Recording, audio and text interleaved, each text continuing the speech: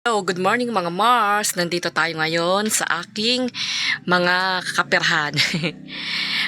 Hindi, joke lang. Ito po ay mga ipon-ipon. Ito po ay ipon ng aking anak na si Nini. Ito ang ginagawa niya, yan, may butas na. Pero ito talaga ay nagsimula noong June 8 nung pasukan.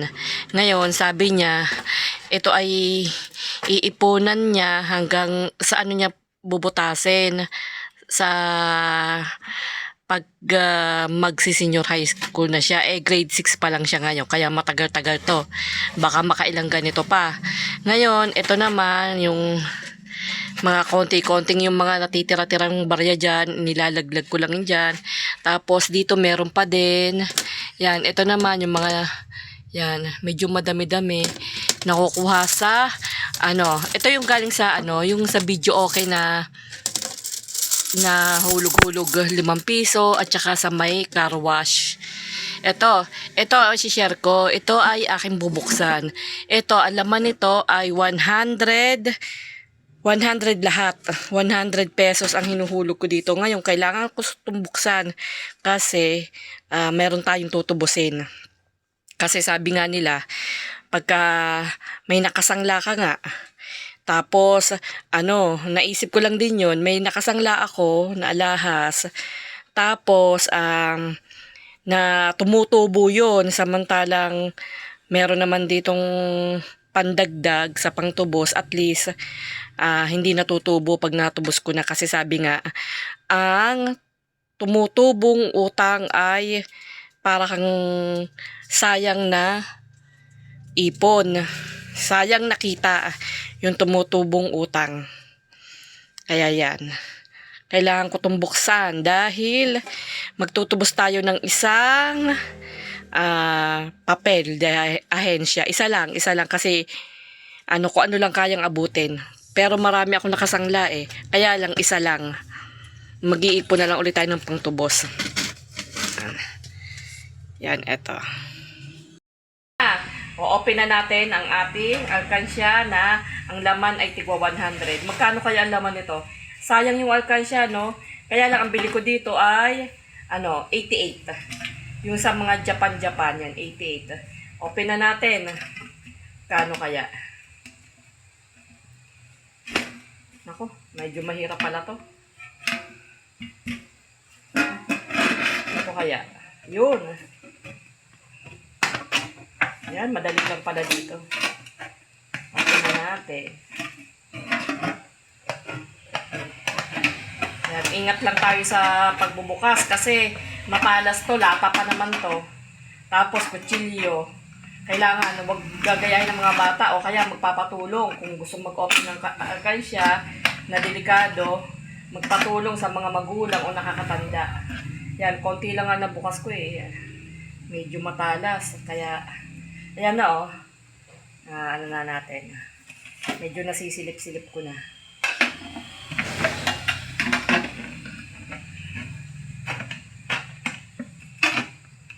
Dahan-dahan. Ay, nako. Nakatakot Baka makasugat. Sa susunod pa lang, di na lahat ang bibiling kong alkansya. Mga plastic na lang pala kasi para hindi kasi baka mamaya kalawangin din yung pera Yan.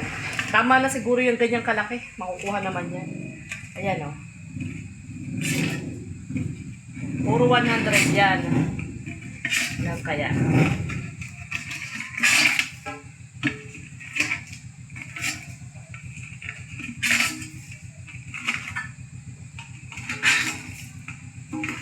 Tapos, meron pang ganyan nakabalot. Yung una ko kasi lagay, ibinalot ko. Tinamad na ako nung huli, kaya ginanyan ko na lang siya. Kaya magtatanggal pa tayo ng balot. Kalimitan pa lang, inaano ko, ang nilalagay ko yung mga bago, yung mga ganyan. Yung mga ganyan, bago.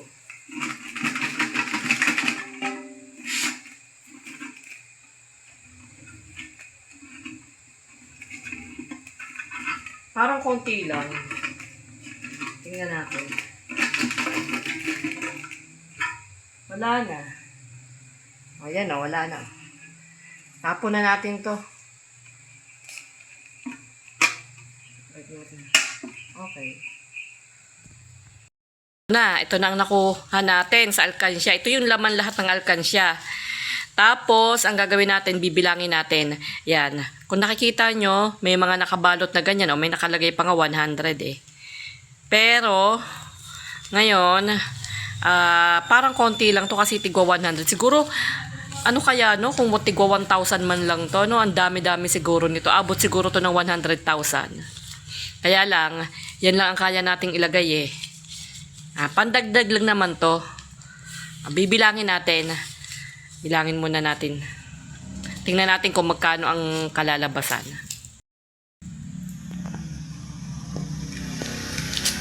Yan no. Dahan-dahan lang sa pag-ano ha. Pag ano, baka mapunit ang pera. Yan. Medyo madami-dami yung nakabalot. Meron pa nasa plastic.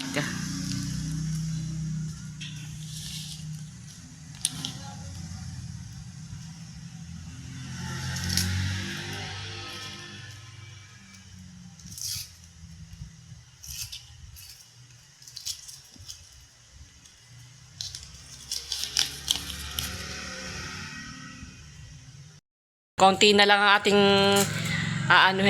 bibilangin. Yan.